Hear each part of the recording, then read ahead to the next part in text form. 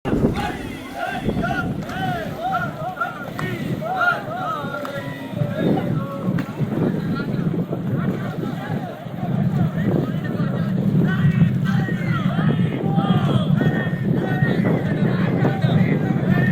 കൂട്ടുകാരെ, T K D വ്ലോഗിൻ്റെ പുതിയൊരു വീഡിയോയിലേക്ക് എല്ലാവർക്കും സ്വാഗതം. ഇന്നത്തെ എൻ്റെ യാത്രയെന്ന് പറയുന്നത് കേരളത്തിലെ തന്നെ ഏറ്റവും പ്രസിദ്ധമായ ഒരു ക്ഷേത്രത്തിലോട്ടാണ്. അപ്പോൾ ഈ റൂട്ടൊക്കെ കാണുമ്പോൾ തന്നെ ഏകദേശം എല്ലാവർക്കും മനസ്സിലാവും. ഇപ്പം എന്നിട്ട് തീർത്തും മനസ്സിലായി കാണും. അതെ, നമ്മുടെ സ്വന്തം ആറന്മുള ശ്രീ പാർത്ഥസാരഥി ക്ഷേത്രത്തിലോട്ടാണ്. പത്തനംതിട്ട ജില്ലയിൽ ആറന്മുള പഞ്ചായത്തിൽ പമ്പാ നദിയോട് ചേർന്നാണ് ആറന്മുള ശ്രീ പാർത്ഥസാരഥി ക്ഷേത്രം സ്ഥിതി ചെയ്യുന്നത്. കേരളത്തിലെ ഏറ്റവും പുരാതനവും വിശുദ്ധവുമായ വൈഷ്ണവ ക്ഷേത്രങ്ങളിൽ ഒന്നാണ് ആറന്മുള ശ്രീ പാർത്ഥസാരഥി ക്ഷേത്രം. ത്രിമൂർത്തികളിൽ ഒരാളും പരബ്രഹ്മനുമായ ഭഗവാൻ മഹാവിഷ്ണുവാണ് ഇവിടുത്തെ മുഖ്യപ്രതിഷ്ഠ. എന്നിരുന്നാലും ഭഗവാന്റെ 9ാം അവതാരമായ ശ്രീകൃഷ്ണ ഭഗവാന്റെ പേരിലാണ് ഈ ക്ഷേത്രം അറിയപ്പെടുന്നത്. കേരളത്തിലെ തന്നെ ഏറ്റവും പേരുകേട്ട 5 ശ്രീകൃഷ്ണ ക്ഷേത്രങ്ങളിൽ ഒന്നാണ് ആറന്മുള ശ്രീ പാർത്ഥസാരഥി ക്ഷേത്രം. തിരുവാറന്മുളയപ്പൻ എന്നാണ് ഇവിടുത്തെ ഭഗവാനെ അറിയപ്പെടുന്നത്. ഗുരുവായൂർ അമ്പലത്തിലെ പോലെ തന്നെ സമാനമായ ചതുർബാഹു പ്രതിഷ്ഠയാണ് ഇവിടുത്തേതും.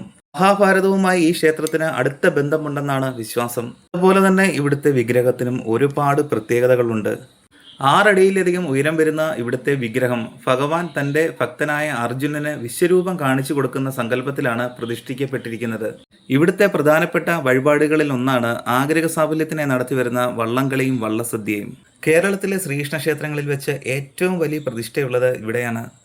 അതുപോലെ തന്നെ തിരുവോണത്തോണിയും അഷ്ടമി രോഹിണി വള്ളസദ്യയും ആറന്മുള ഉത്രട്ടാതി വള്ളംകളിയും ഇവിടുത്തെ പ്രധാന പരിപാടികളാണ്.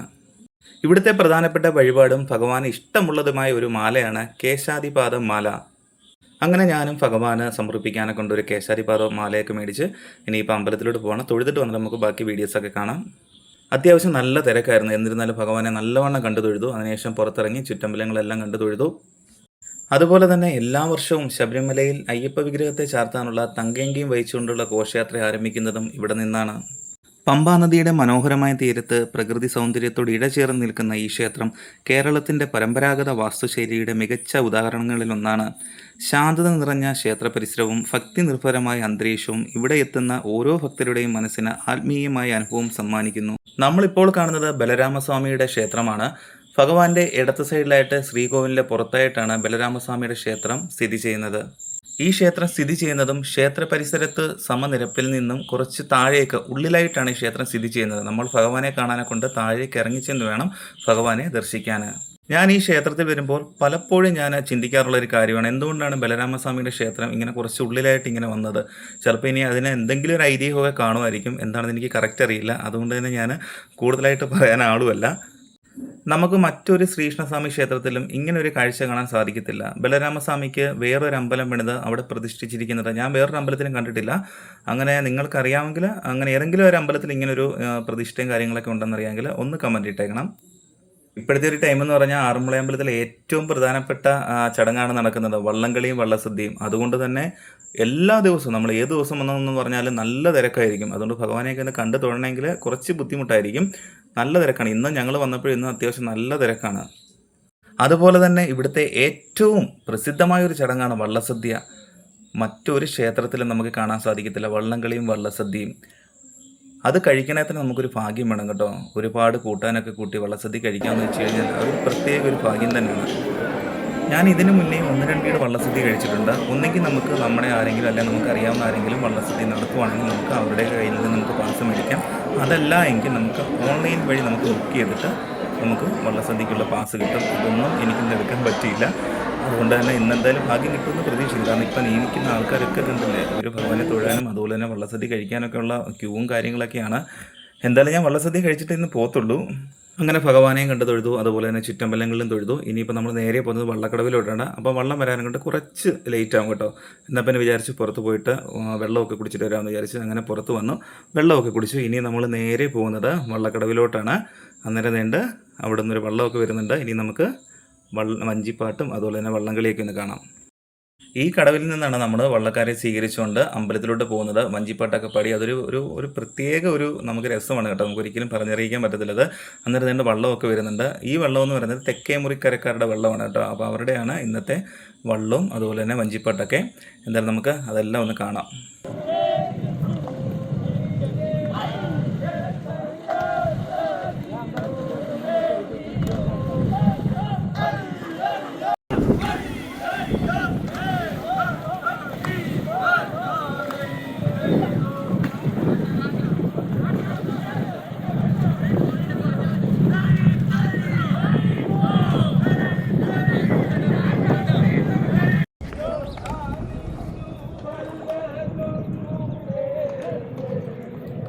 അന്നേരം ഇതാണ് വള്ളംകളി, നമ്മുടെ വള്ളസദ്യയുടെ ഭാഗമായിട്ട് നടക്കുന്ന വള്ളംകളി. ഇന്നിപ്പോൾ 1-2 വള്ളമേ ഉള്ളെന്ന്.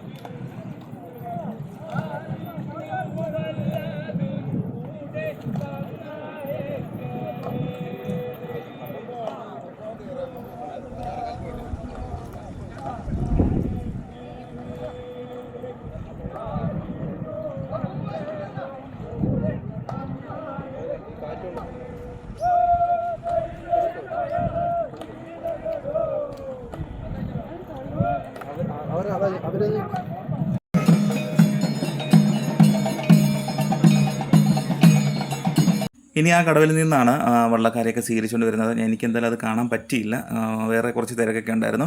അന്നേരം ഞാൻ ഇവിടെ മേളിൽ വന്നപ്പോഴത്തേന് ഉച്ചശീവേലി കണ്ടു. അതുപോലെ തന്നെ അതുകൊണ്ട് ഇപ്പം തന്നെ വള്ളസദ്യ കഴിക്കാനെ കൊണ്ട് ഇവിടെ ഒരുപാട് തിരക്കായിട്ടുണ്ട് കേട്ടോ. അന്നേരം ഇനി നമുക്ക് അടുത്ത വീഡിയോയിൽ വള്ളസദ്യ, അതുപോലെ തന്നെ വഞ്ചിപ്പാട്ട് പാടിയിട്ട് വള്ളസദ്യയൊക്കെ കഴിക്കുന്നത് കാണാം. അന്നേരം അടുത്ത വീഡിയോയിൽ നമുക്ക് വീണ്ടും കാണാം. അതുവരെ എല്ലാവർക്കും ബൈ ബൈ, സി യു.